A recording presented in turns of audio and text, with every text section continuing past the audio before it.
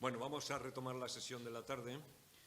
Os tenía que comentar una cosa que mañana volveré a decirlo, y es que cara al Congreso, que será el plato fuerte un poco de todo el proyecto que llevamos trabajando, sería estupendo que inmediatamente, ahora que acabemos estos días, que acabemos esta jornada y la de mañana, a mi propio correo, si queréis, me hagáis todas las sugerencias pertinentes para el Congreso, porque vamos a empezar a perfilarlo ya y prácticamente en las próximas semanas. Es decir, que para enero quisiéramos que el Congreso esté ya totalmente definido. Entonces, todas las experiencias que estamos haciendo de disposición de aula, de tema de participación, de tiempos, de contenidos, de ideas que se os ocurran, del ritmo, de absolutamente de todo, por favor, en mi correo, como ya los tenéis, pues me lo vais pasando para que con todas esas ideas podamos conformar lo que va a ser el Congreso. Que una vez que venga diseñado, os lo voy a enviar. Os enviaré el borrador para que empecéis a hacer las correcciones y las sugerencias oportunas, ¿vale? Sí hay una cosa que ya os adelanto que vamos a intentar hacer, que en el seminario el año pasado ya se habló algo al respecto, que como va a tener una parte práctica importante, queremos tratar la parte práctica con la misma importancia que las ponencias, que la parte teórica. De tal manera que si os encontráis que a las 10 o a las 11 hay ponencia y a las 11:30 hay un espectáculo, pues a las 11:30 de la mañana hay un espectáculo.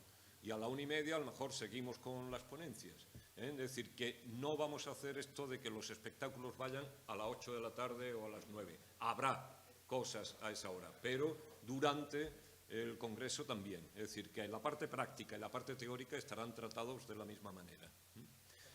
Esta es la propuesta. Ahora ya vosotros en los correos me podéis decir lo que queráis. Vamos a pasar ya, retomamos el tema.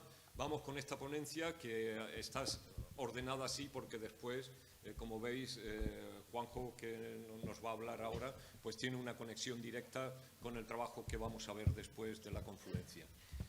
Carlos, tú vas a presentar a Juanjo, entonces cuando quieras. Sí, está abierto, está abierto. Tú vas a hablar. Bueno, pues Juanjo es graduado en estudios franceses por la Universidad de Granada. Actualmente está haciendo su tesis en el Departamento de Filología Francesa. Pues os decía que Juanjo es graduado en estudios franceses por la Universidad de Granada, donde ahora mismo está realizando su tesis en el Departamento de Filología Francesa sobre precisamente Agustín Gómez Arco, y hoy nos va a hablar de la teatralidad narrativa. Sube tú la voz aunque esté... Ya está. Ah, bueno, ya. Bueno. Ya lo has hecho. Vale, venga, de acuerdo.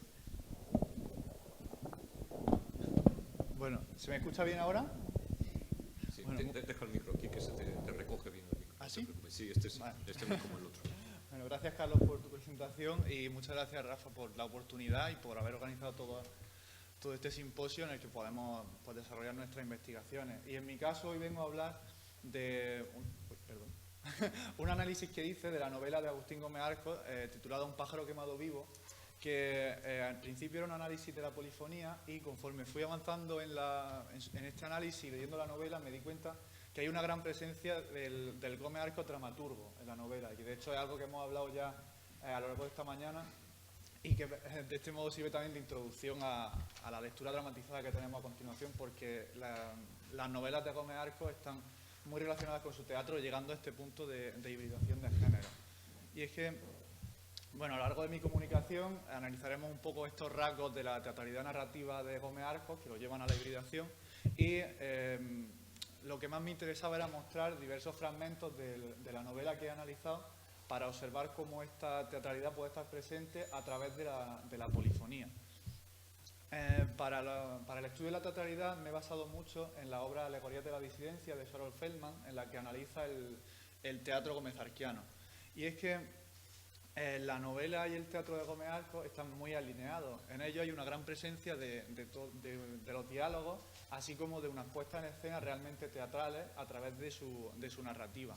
De hecho, no solamente encontramos esta influencia en Un pájaro quemado vivo, sino también en otras novelas. Por ejemplo, la novela Pré-Papa o Roman de Fées presenta fragmentos no solamente de la obra de teatro en Pré-Papa, sino también de Queridos míos. Y además, como podemos ver en esta cita, es el propio Gómez Arcos el que dice que para él el lector es lo mismo que el espectador del teatro, es decir, ya desde su punto de vista confunde ambos receptores. Y para presentar un poco la obra que vamos a analizar aquí, Un pájaro quemado vivo da muestra de la imagen de España desde el inicio de la dictadura franquista hasta el inicio de la democracia. Por tanto, muestra también la España de la transición. Lo hace desde el punto de vista de una protagonista llamada Paula Martín, del bando franquista, que veja continuamente, oprime a su criada, llamada Feli la Roja, que es del bando republicano. En general, se narra la vida de Paula, que nace en el primer día de la victoria franquista, y Paula está muy marcada por la pérdida de sus padres. Por un lado, su madre, a quien adoraba, y de hecho en su casa, en el piso principal, llega a montar incluso un altar. Por tanto, vemos aquí ya cierta muestra de estas puestas en escena. Por otra parte, su padre fue un brigada franquista que no le supo dar a su madre y a la propia Paula el nivel de vida que les correspondería como victoriosos de la guerra civil.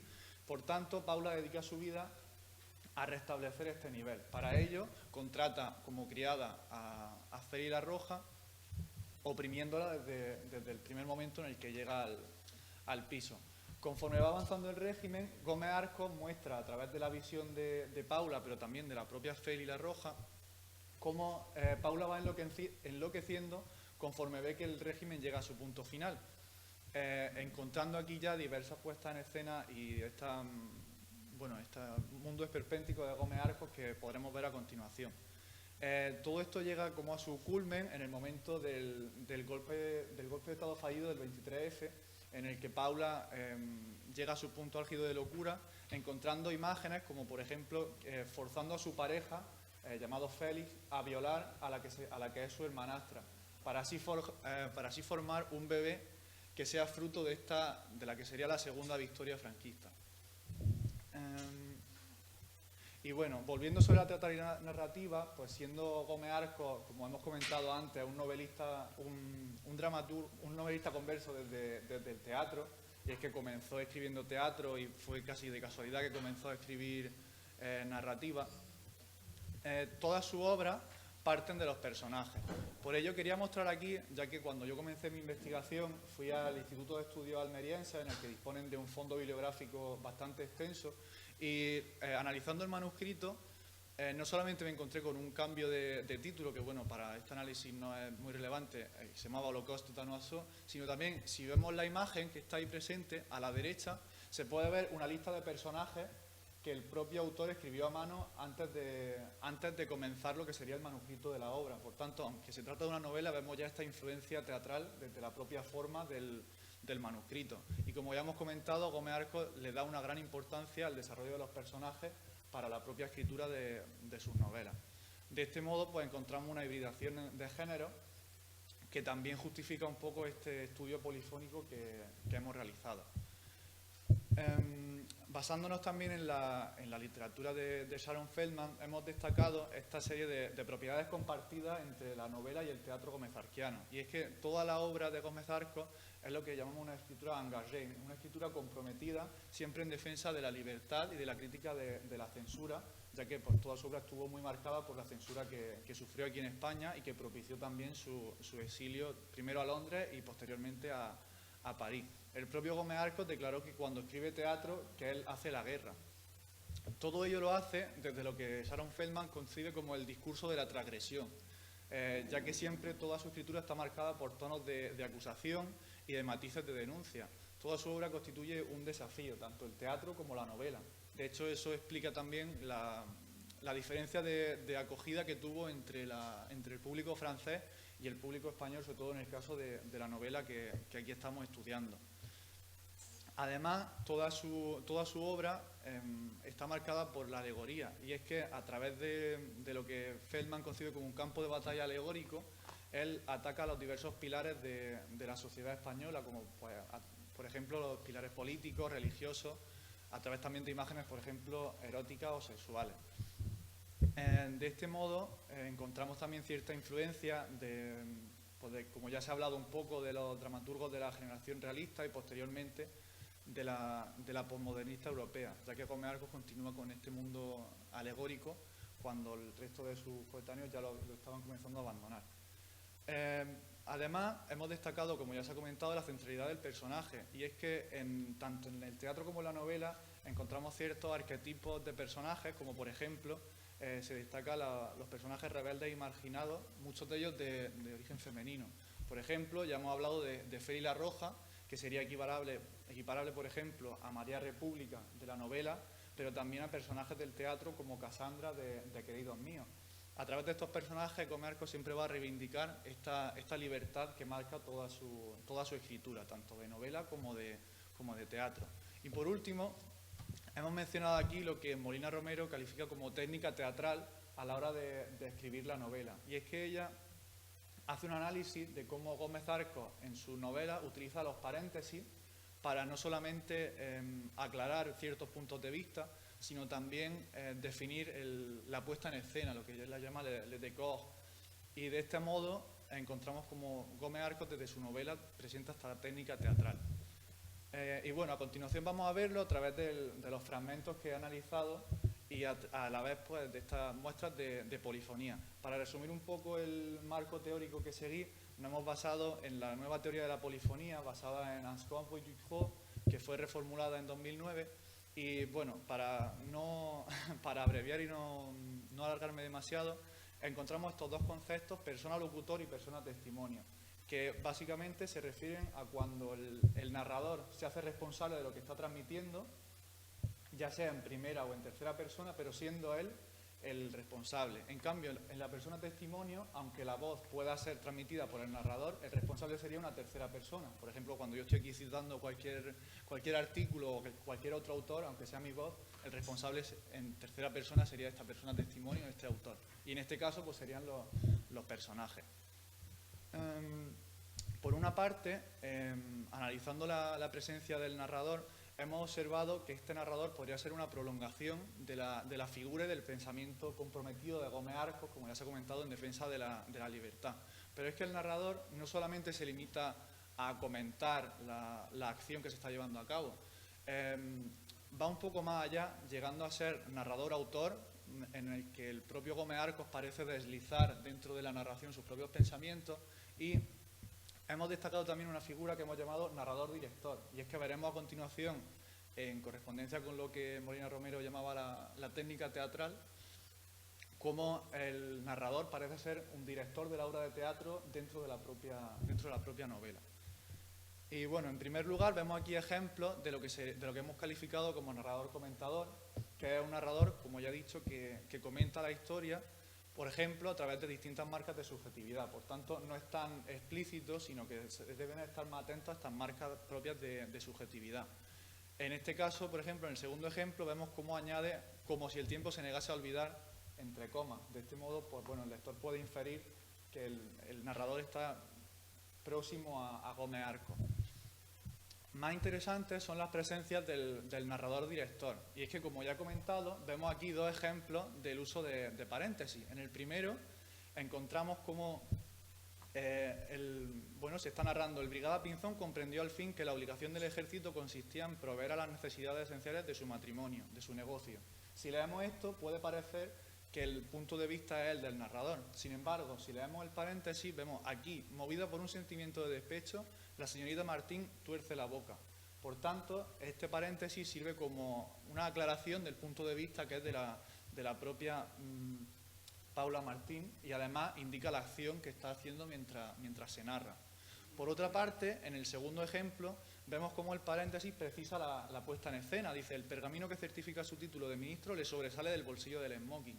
Pero es que no sé si se ve muy bien, pero si se puede seguir leyendo el párrafo, vemos un ejemplo de espectáculo grotesco que parece una puesta en escena teatral del propio Gómez Arcos, como si fuera una obra teatral. Por ejemplo, pues destaca aquí como Félix el del Caducho, cuyo experto dedo penetra a escondida el culín de la nena puta, lanza una mirada de avaricia a la chica de las muselinas aéreas.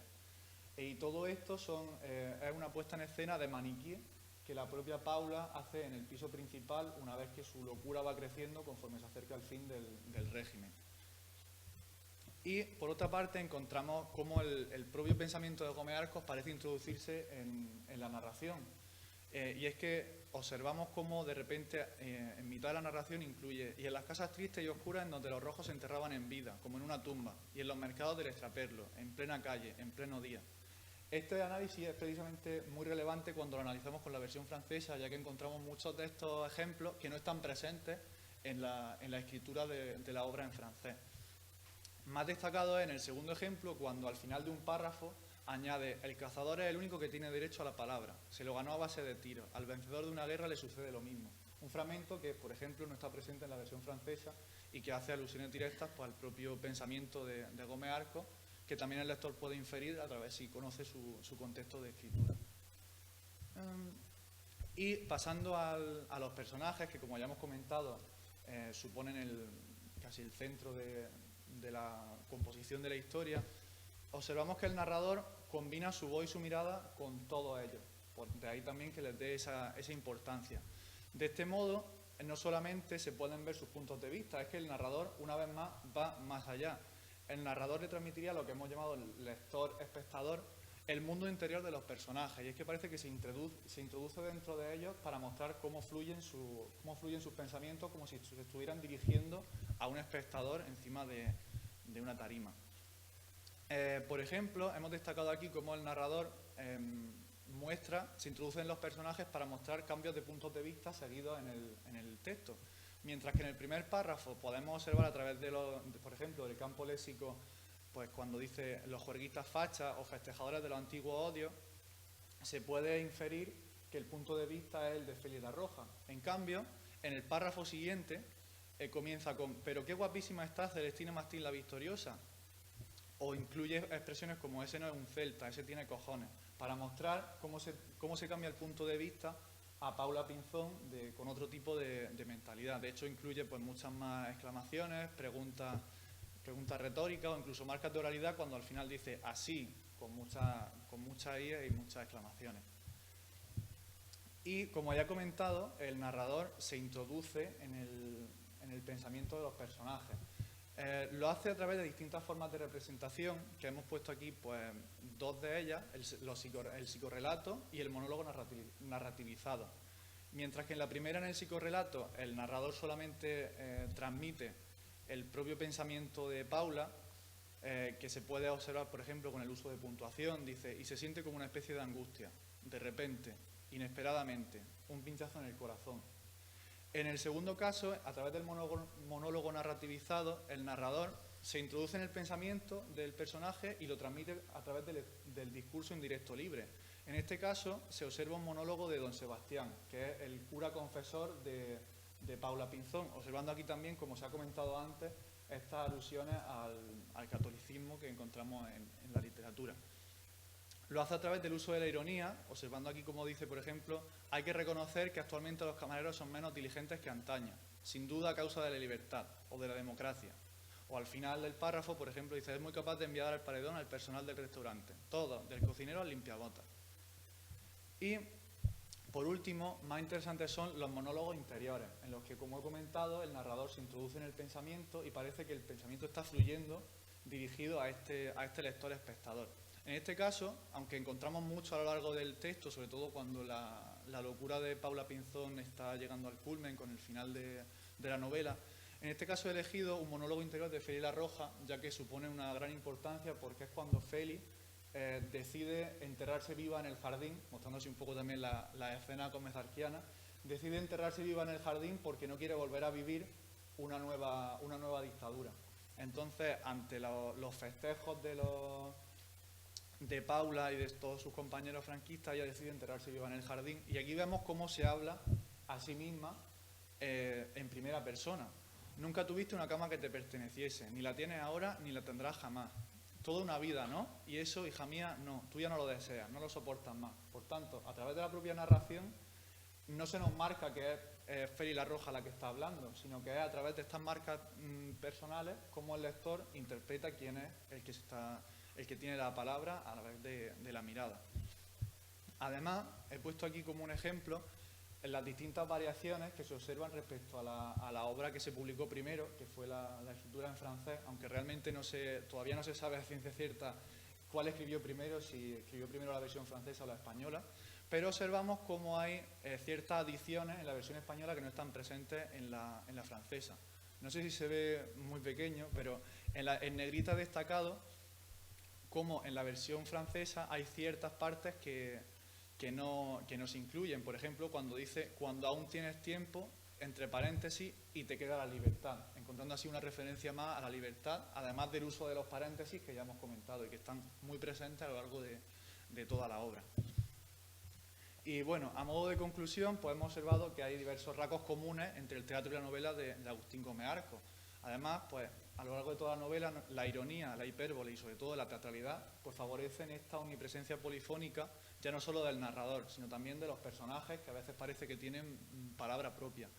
De este modo encontramos, por una parte, el Gómez Arcos dramaturgo como narrador, que no solamente se limita a narrar los voces y los gestos, sino también las miradas de los personajes, dirigiéndolos, pareciéndose como a un metteur en scène, como un propio director de lo que sería esta obra. Y por otra parte, los personajes tienen también su propia polifonía asociada a esta teatralidad, y es que encontramos cómo se alternan sus puntos de vista y sobre todo cómo a través de sus mundos interiores parece que se están dirigiendo al propio lector espectador. De este modo, la teatralidad narrativa y la polifonía están muy relacionadas en Gómez Arcos, no solamente en Un pájaro quemado vivo, sino que también más adelante se podría observar cómo en la mayoría de su obra narrativa puede estar presente esta teatralidad. De este modo, pues hace una crítica alegórica de la sociedad franquista, como ya se ha dicho, siempre en favor de la libertad. Y bueno, esto sería la bibliografía y muchas gracias por vuestra atención.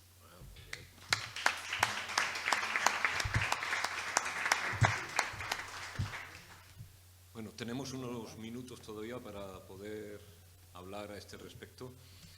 Si hay alguna pregunta. Sí. Sí, yo quería preguntarte un poco por esto último que acabas de comentar, porque me interesan mucho los procesos de traducción y de autotraducción de los autores. Y no sé si tienes alguna información o nos podrías contar bueno, cómo era su proceso, si se sabe algo de cómo escribías y cómo hacía la autotraducción. Bueno, decías que aquí en este caso no estaba claro lo que había escrito antes, pero si se sabe qué es lo que hacía primero, no sé, si nos podrías contar un poco más sobre eso. Sobre eso precisamente hay como cierta polémica, cierto desacuerdo, porque de hecho mi propia directora de la tesis, ella opina que primero escribió en español y que luego lo traducía al francés, luego publicó en francés y luego lo publicó en español. En cambio, hay ciertos estudios, pues que también hay tesis publicadas sobre los procesos traductivos precisamente de esta obra, y de otra que autotradujo también, porque solamente se tradujo a sí mismo dos, que es Un pájaro quemado vivo, y la otra se llama Marruecos, en francés La Briclum. Entonces, en cambio, en esas dos tesis se dice lo contrario, que se escribiría primero en francés. Lo único que se sabe es que se publicó primero en Francia y luego en España, ya que de hecho como se ve aquí, en el Instituto de Estudios Almerienses no encontramos el manuscrito de la versión española, ni siquiera la versión tapuscrita, solamente está la del manuscrito francés. De hecho, bueno, Carlos ampliará un poco más sobre los fondos bibliográficos que hay, pero claro, en lo que respecta a la técnica de traducción, sí que es verdad que hay, bueno, que lo logra, se podría decir, pero lo que yo he analizado también es que en la versión española hay una mayor fuerza elocutiva dirigida al lector español, ya que como es Sí, o sea, hay una gran cantidad de proposiciones que, mientras que en francés a lo mejor encontramos aclaraciones al contexto español, porque claro, el lector español ya las conoce, sí que es verdad que en la versión española, a pesar de que estas aclaraciones están suprimidas, la versión española es más larga porque añade ciertos fragmentos que, si lo analizamos, están dirigidos directamente a este lector español, haciendo referencia a pues, el pensamiento de Gómez Arcos y a lo que él quería transmitir a través de la literatura.